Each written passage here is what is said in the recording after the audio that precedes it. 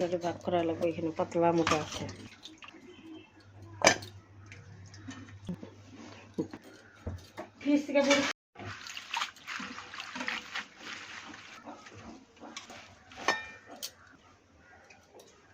Hello বন্ধুরা, আজকে কি রান্না হবে জানো? পালং শাক। পালং শাকের জন্য পালং শাকের সবজি হবে। আমাদের বাড়িতে এখন নিরামিষ চলছে, তো ফ্যামিলিতে কেউ এক্সপায়ার হয়ে গেছে, সেজন্য সব নিরামিষ হয়। তো পালং শাক দেখেছো, ধুয়ে আমি পরিষ্কার করে নিয়েছি। টমেটো কেটে নিয়েছি, আলু, বেগুন আর একটু শসা, গাজর কেটে নিয়েছি। তার জন্য আলু কেটে নিয়েছি, আলু লঙ্কা দেখো।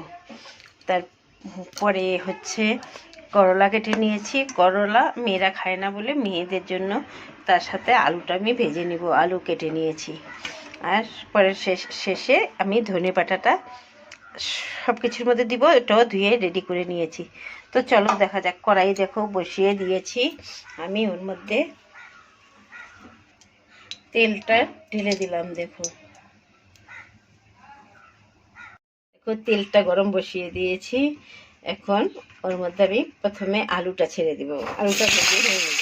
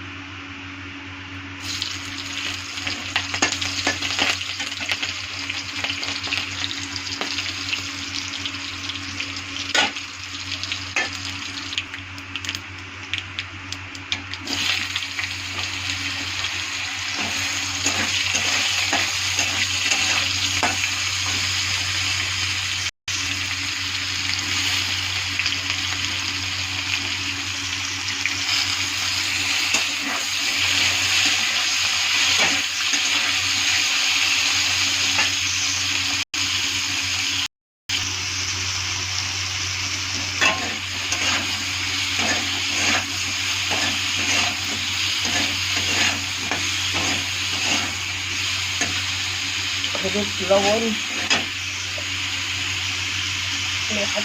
মশলা দিয়ে দিলাম, স্বাদ অনুসারে লবণ দিয়ে দিলাম।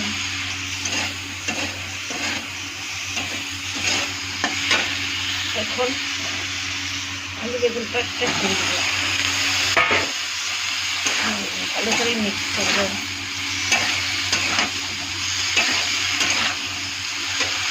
একটু 5 মিনিট ঢেকে দিব।